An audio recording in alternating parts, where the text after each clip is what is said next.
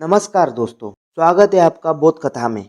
अगर मैं आपसे कहूं कि इतिहास सिर्फ तिथियों और शासकों का नाम याद करने का विषय नहीं है, बल्कि ये हमारी सभ्यता, संस्कृति और संघर्षों की जीवित कहानी है, तो कैसा लगेगा? सोचिए, अगर इसे बोरिंग लिस्ट की तरह नहीं, बल्कि एक कहानी की तरह पढ़ा जाए, तो पढ़ाई कितनी आसान और मज़ेदार हो सकती है। लेकिन अक्सर विद्यार्थी की सबसे बड़ी दिक्कत होती है, इतिहास का सिलेबस बहुत बड़ा और भारी लगता है। कहाँ से शुरू करें, क्या पढ़ें, कैसे याद करें, एग्ज़ाम के लिए क्या इम्पोर्टेंट है, यही सब जो पॉइंट हैं वो हर विद्यार्थी को कंफ्यूज करते हैं और इन्हीं सब चीज़ों में विद्यार्थी परेशान होता रहता है। तो दोस्तों, यही कन्फ्यूज़न दूर करने के लिए आज हम आपके लिए लेकर आए हैं इतिहास का पूरा सिलेबस। यानी हमारी जो इतिहास की यात्रा है उसका पूरा रोड मैप कि हमें कहाँ पर क्या पढ़ना है, कैसे पढ़ना है और कितना पढ़ना है। तो हमारी जो इतिहास की ये यात्रा होने वाली है उसमें जो हमारा पहला स्टॉप है या पहला पड़ाव जो रहेगा वो रहेगा इतिहास का परिचय। अर्थात कि हम सबसे पहले पढ़ेंगे इतिहास का परिचय। इतिहास क्या है, इतिहास क्यों पढ़ना चाहिए, इतिहास क्यों ज़रूरी है, इतिहास की आवश्यकता क्या है, कितने टाइप का इतिहास होता है और भारत के भूगोल का हमारे इतिहास पर क्या प्रभाव पड़ा है। इन सभी प्रश्नों के बारे में, इन सभी चीज़ों के बारे में हम पढ़ेंगे इतिहास के परिचय टॉपिक के अंतर्गत। इसके बाद जैसा कि हमने पिछली वीडियो में कहा था कि हम भारत के इतिहास को 3 पार्ट में डिवाइड करके पढ़ेंगे। पहला प्राचीन भारत का इतिहास, सेकंड मध्यकालीन भारत का इतिहास, थर्ड आधुनिक भारत का इतिहास। तो अब हम पढ़ेंगे प्राचीन भारत का इतिहास। प्राचीन भारत के इतिहास के अंतर्गत हमारा जो पहला टॉपिक रहेगा वो रहेगा भारतीय इतिहास को जानने के स्रोत। इसके अंतर्गत हम जो भारत के इतिहास जानने के स्रोत हैं उनके बारे में पढ़ेंगे कि किन किन स्रोतों के माध्यम से हमें भारत के इतिहास जानने को मिलता है। इसके बाद जो हमारा अगला टॉपिक रहेगा वो रहेगा पाषाण काल। पाषाण काल के बाद फिर हम पढ़ेंगे हड़प्पा सभ्यता। हड़प्पा सभ्यता के बाद हम पढ़ेंगे वैदिक युग।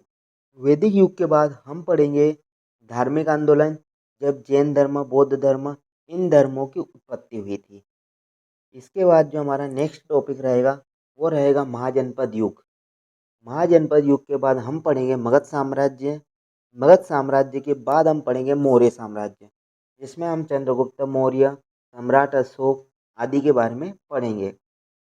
मौर्य के बाद फिर हम पढ़ेंगे मौर्योत्तर काल, जिसमें हम देखेंगे कि किस प्रकार भारत पर दो उत्तराधिकारी उभर कर आए थे। एक थे देसी उत्तराधिकारी और एक थे विदेशी उत्तराधिकारी।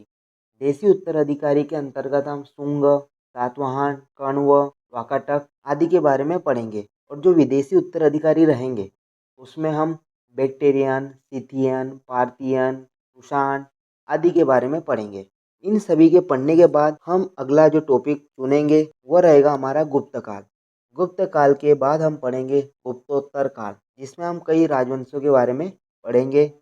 जिस प्रकार उत्तर भारत में ये राजनीति चल रही है, ये सभी घटनाएं जो हमने देखी, इनमें से मैक्सिमम घटनाएं सभी उत्तर भारत की राजनीति से जुड़ी हुई है। लेकिन इसी समय दक्षिण भारत में भी कुछ न कुछ चल ही रहा होगा।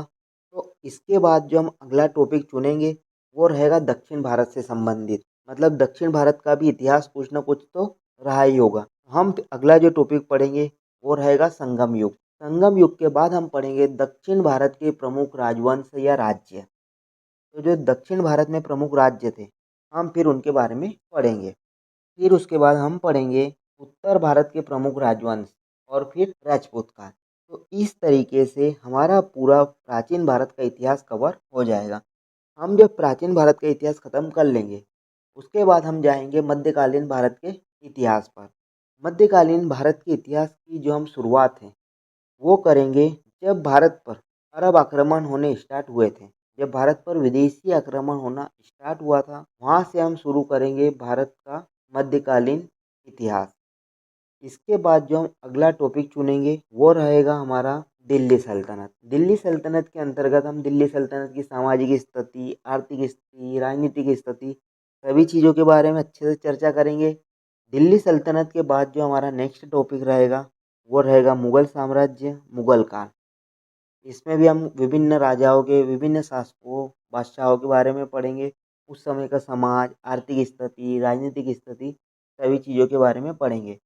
इसके बाद जो हमारा अगला टॉपिक रहेगा वो रहेगा विजयनगर साम्राज्य व बहमनी साम्राज्य। इन दो राज्यों के बारे में पढ़ेंगे। ये नेक्स्ट टॉपिक जो हम चुनेंगे वो रहेगा भक्ति आंदोलन। जो इस समय भक्ति और सूफी आंदोलन हुए थे उनके बारे में पढ़ेंगे। उसके बाद इस टॉपिक को ख़त्म करने के बाद हम जो नेक्स्ट टॉपिक पर जाएंगे वो रहेगा हमारा मराठा साम्राज्य और अन्य क्षेत्रीय राज्य। जो इस समय पर मराठा साम्राज्य उभर कर आया था शिवाजी के नेतृत्व में, उसके बारे में पढ़ेंगे।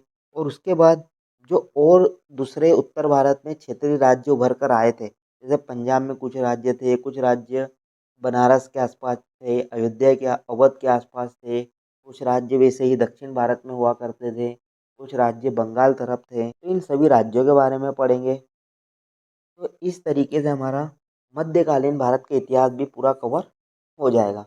हम टॉपिक बाय टॉपिक हर चीज़ को कवर कर लेंगे। फिर जब हम ये पढ़ लेंगे उसके बाद हम नेक्स्ट जाएंगे हमारे आधुनिक भारत के इतिहास पर। आधुनिक भारत के इतिहास की शुरुआत हम सबसे पहले करेंगे यूरोपीय कंपनियों के आगमन से। जब भारत में विभिन्न प्रकार की यूरोपियन कंपनीज आई थी, जैसे पुर्तगाली हो गए, फिर डच हो गए, फिर ब्रिटिशर्स हो गए, फ्रेंच हो गया, फ्रांसीसी, इन सभी के बारे में हम पढ़ेंगे। फिर हम पढ़ेंगे अंग्रेज़ों का शासन कि किस प्रकार से अंग्रेज़ों ने बंगाल पर अधिपत्य स्थापित किया और धीरे धीरे करके उन्होंने पूरे भारत पर अपना अधिकार कर लिया। और इसके परिणाम स्वरूप फिर अगला टॉपिक पढ़ेंगे किस प्रकार 1857 की क्रांति घटित हुई और महत्वपूर्ण कुछ घटनाएं घटित हुई। स्वतंत्रता संग्राम पढ़ेंगे, महात्मा गांधी, भगत सिंह, नेहरू आदि सभी के बारे में पढ़ेंगे। महात्मा गांधी का क्या योगदान रहा, गांधी युग के बारे में पढ़ेंगे। फिर हमारी भारत की स्वतंत्रता के बारे में पढ़ेंगे। इन सभी घटनाओं के बारे में, आंदोलनों के बारे में, संघर्षों के बारे में, स्वतंत्रता संघर्ष के बारे में, ये सभी घटनाओं के बारे में हम आधुनिक भारत के इतिहास के अंतर्गत पढ़ेंगे। यहीं पर हमारा आधुनिक भारत का इतिहास जो हमें मुख्य पढ़ना पड़ता है वो ख़त्म हो जाएगा। लेकिन हम इसे और आगे बढ़ाते हुए इसमें नेहरू युग भी जोड़ेंगे। अर्थात जब पंडित जवाहरलाल नेहरू भारत के प्रधानमंत्री थे उस समय की प्रमुख घटनाओं को हम नेहरू युग के अंतर्गत पढ़ेंगे। फिर हम जो एक चीज़ नई एडिशनल ऐड कर रहे हैं वो पढ़ेंगे। जैसे हमारा भारतीय इतिहास तो कंप्लीट हो जाएगा, प्राचीन भारत का इतिहास भी हो जाएगा, मध्यकालीन भारत का इतिहास भी हो जाएगा और फिर आधुनिक भारत का इतिहास भी कवर हम कर लेंगे। उसके बाद जो हम नेक्स्ट चीज़ चालू करेंगे वो चालू करेंगे हम विश्व इतिहास। विश्व इतिहास की प्रमुख घटनाओं को हम डिस्कस करेंगे, जैसे औद्योगिक क्रांति, गौरवशाली क्रांति, फ्रांसीसी क्रांति, अमेरिकन क्रांति, अमेरिका की स्वतंत्रता, विश्व युद्ध, प्रथम विश्व युद्ध, द्वितीय विश्व युद्ध, इन सभी चीज़ों के बारे में हम डिस्कस करेंगे। देखो जैसा कि आप जानते ही हो, यूट्यूब पर कई सारे ऐसे शिक्षक हैं जो आपको इतिहास का पूरा सिलेबस कवर करवाते ही हैं, लेकिन हम चाहते हैं कि हम उनसे थोड़ा हटके या थोड़ा कुछ अलग आप लोगों को स्पेशल प्रोवाइड करवाएं। हमारा जो चैनल है बोध कथा, इसमें हमने कुछ हमारे उद्देश्य सिंपल रखे हुए हैं और हमने ये सोचा है कि हम बोध कथा में हर टॉपिक को सिर्फ पॉइंट की तरह नहीं पढ़ेंगे, बल्कि हर टॉपिक को हम कहानियों की तरह पढ़ेंगे। जैसे कि जब हम हड़प्पा पढ़ेंगे तो हम ये महसूस करने की कोशिश करेंगे कि हम हड़प्पा सभ्यता में ही हैं। हम ये सोचेंगे कि हम अभी वर्तमान में हड़प्पा की गलियों में चल रहे हैं। जब हम मुगल काल पढ़ेंगे तो हम ये कोशिश करेंगे, ये महसूस करेंगे कि हम वर्तमान में अभी अकबर के दरबार में बैठे हुए हैं। हम इसी साथ गांधी जी के साथ आंदोलनों पर भी निकलेंगे। तो डेट्स और फैक्ट सिर्फ याद करने की चीज़ें नहीं है और यहाँ पर आपको डेट्स और फैक्ट सिर्फ याद नहीं करवाएंगे, बल्कि उन्हें कहानियों की तरह समझाया जाएगा ताकि वो हमेशा आपको याद रहें। क्योंकि बोध कथा पर हमारे सिंपल से उद्देश्य है, हर टॉपिक को आसान बनाना, हर फैक्ट को क्लियर करना और एग्ज़ाम के लिए सबसे ज़्यादा ज़रूरी रिलेवेंट मटेरियल आपको प्रोवाइड करवाना। तो दोस्तों ये रहा हमारा पूरा सिलेबस का रोड मैप कि किस प्रकार से हम पूरे सिलेबस को कवर करेंगे। अब अगले वीडियो से हम शुरुआत करेंगे इतिहास के परिचय से। अगर आप चाहते हैं कि पढ़ाई सिर्फ एग्जाम पास करने का तरीका न रहे बल्कि एक यादगार अनुभव बने, तो चैनल को सब्सक्राइब कीजिए, वीडियो को शेयर कीजिए और इस ज्ञान यात्रा का हिस्सा बन जाइए। मिलते हैं फिर अगले वीडियो में, तब तक के लिए जय हिंद, जय भारत।